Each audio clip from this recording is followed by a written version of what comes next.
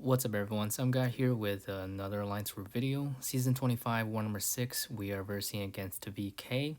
I believe they are a Russian alliance. They are currently in Masters with us, but they finished Plat 2 last season.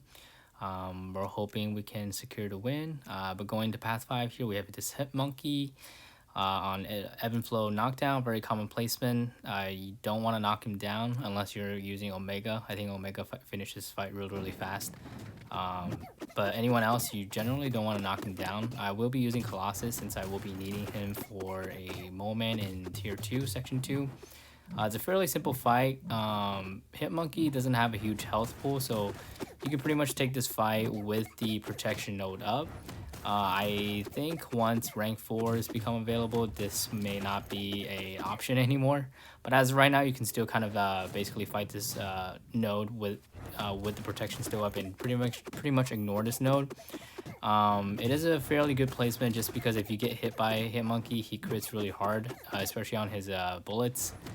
So the longer the fight, the more prone you are to make mistakes. So he's pretty much like a glass cannon. And plus this node just gives you like more room for mistakes. Basically you just have to push him to SP1s and bait it out and then punish. It's very easy to fully dex his SP1 and punish him.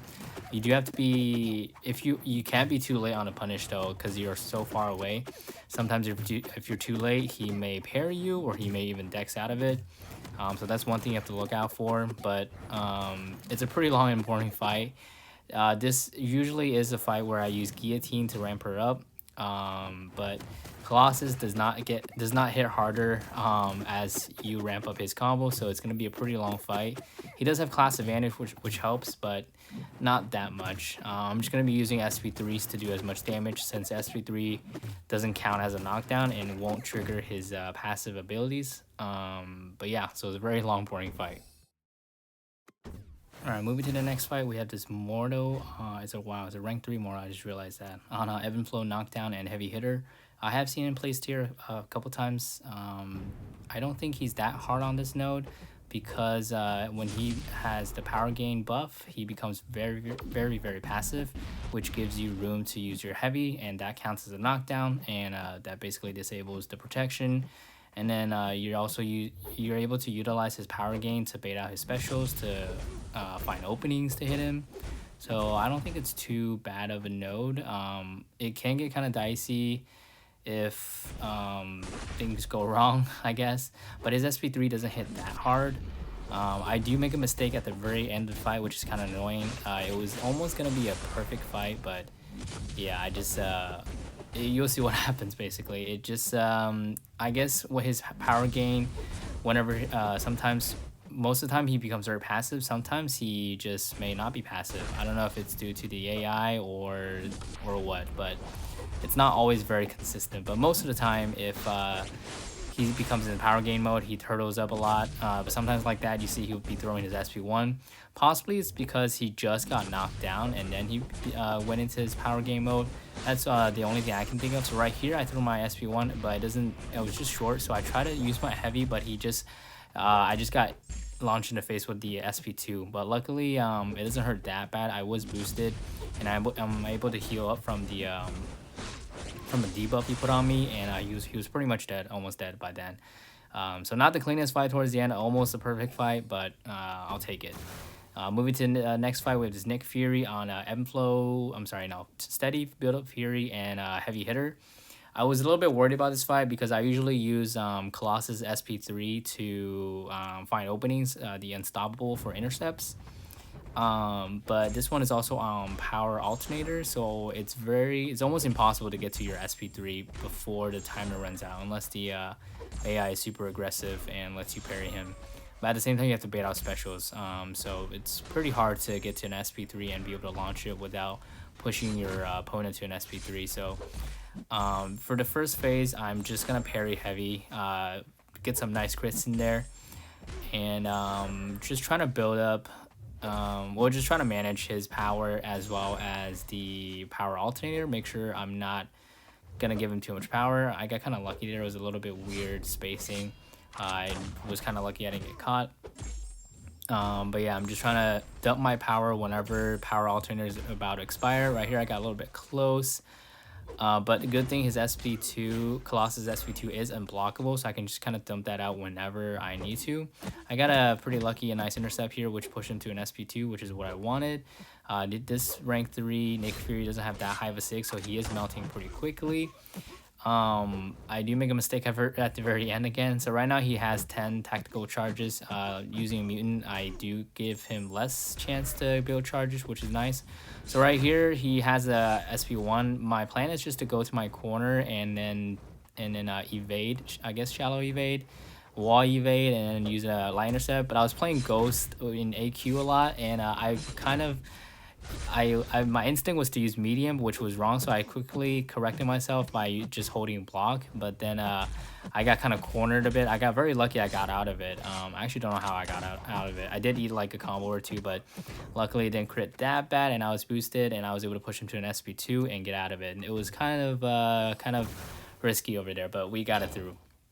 Moving to section 2, we have this Moment on Ebb and Flow Intercept and Sadist. This is the main reason I brought Colossus for. Very safe fight. Moman is a large champ. He does benefit from the protect global, but so is a Colossus. So whenever I knock him down, I can just get rid of protect if I do trigger it. Plus, like I said, Colossus SP3 gives him a armor up, and then upon contact, he has a passive Unstoppable, where you can use that to find your openings for intercepts. I was trying to do some light intercepts in the beginning, but Moment just wasn't playing to it. I probably shouldn't be doing any light intercepts without dueling or practicing, just because I feel like I've been off pretty much on the timing. Honestly, I should have topped off Colossus as well, but I won't be using him again after this fight, so I thought it would be okay. I was feeling overconfidence again because I've taken this fight many times, and I know how it goes. It's a pretty safe fight for Colossus, as long as you don't eat like SP1 or SP2 in the face or whatever. Because Moment actually does hit pretty hard when he becomes Frenzy, but I don't plan on triggering his Frenzy. I accidentally triggered his SP1 earlier when I mismanaged his power, but I think that's those 2 Monster Mass that he has right now, I think those are the only 2 that he's going to get. I don't plan on parrying him. I'm just baiting on his heavy attacks so he doesn't go into frenzies. I usually don't even like to have him with any Monster Mass, but I did manage his power well and accidentally finished with just below 2 bars of power, and he was able to fire an SP1, which gave him the 2 Monster Mass.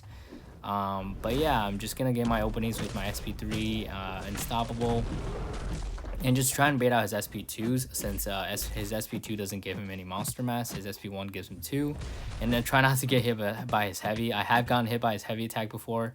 I think that gives him like 4 Monster Mass or something like that.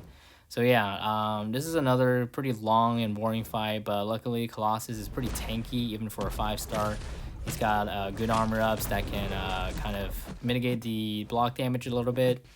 Yeah, right there I get a nice intercept using the Unstoppable, which is very nice. I'm loving his buff. I hope I can pull the 6-star because I will probably take him to rank 3.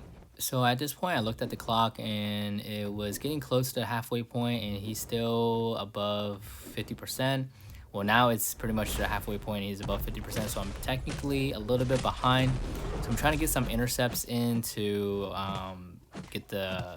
take him down faster. And I was able to get the nice light intercept in.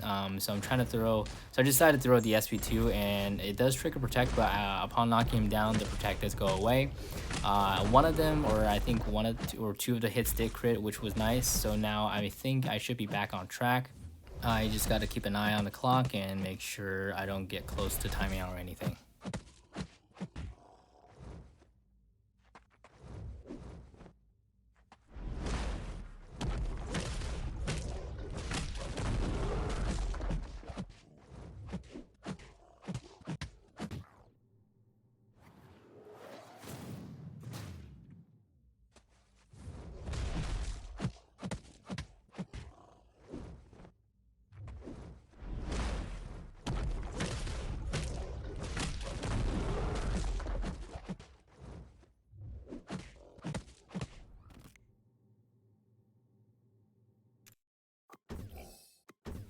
Alright, moving to the next fight, we have this Sasquatch here on Ebb and Flow Intercept and Redouble Determination.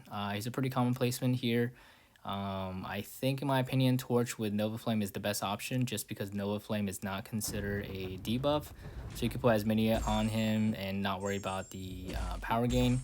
But I'm sure you could do it without the Nova Flame and just the Incinerates. You just have to manage the power a little bit more, especially if the opponent has Mystic Dispersion, which is most likely.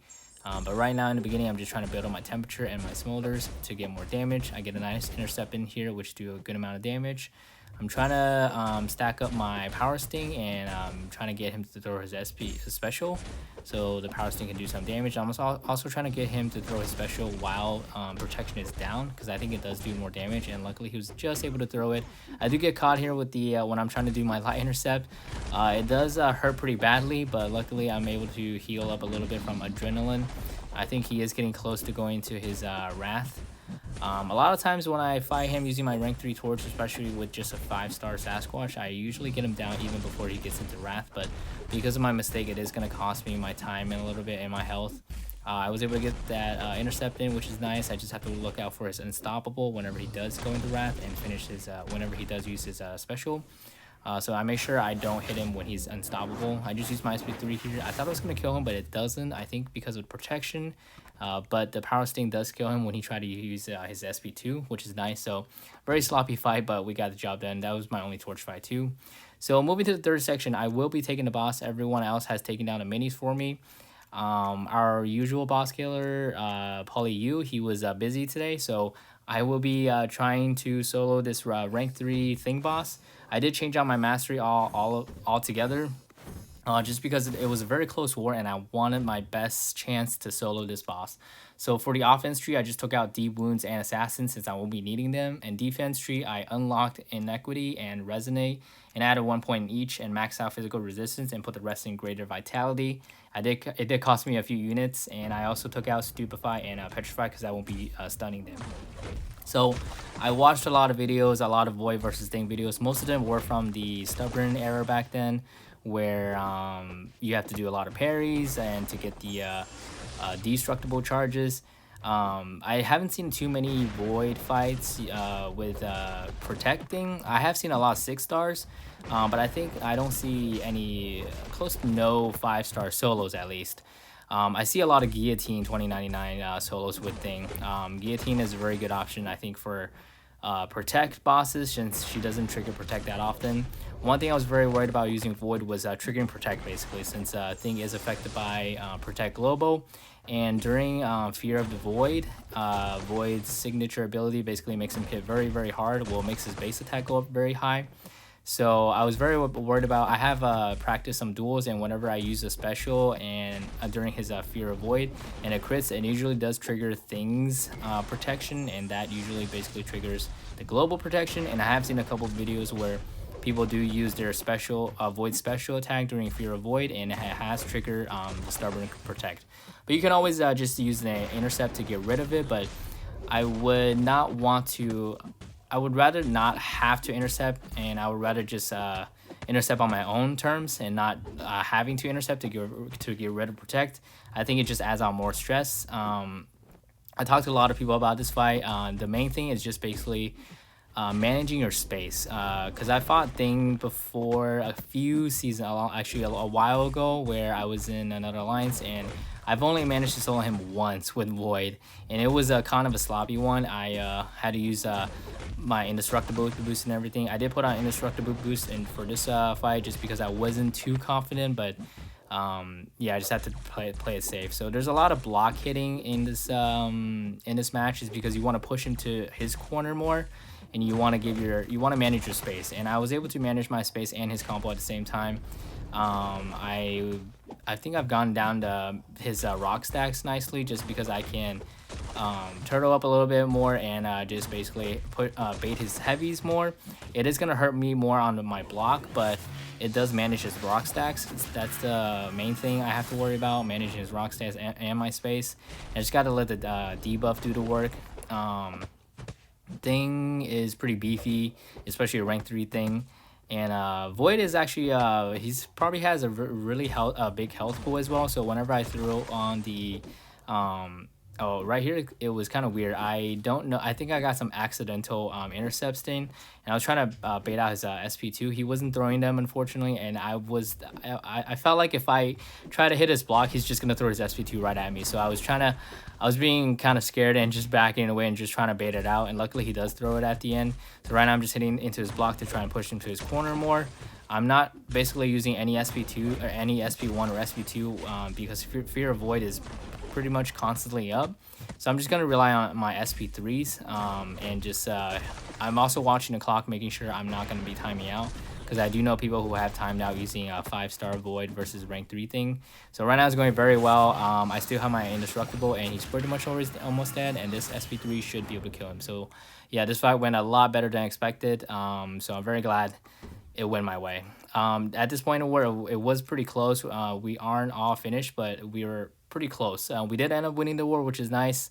It's another tier 1 win for us. Hopefully we are able to keep it up and keep in the Masters bracket. Right now we are 8th place. But yeah, hopefully we are able to keep doing what we're doing and maybe finish in Masters. Who knows? But yeah, thanks for watching. I'll see you guys on the next one.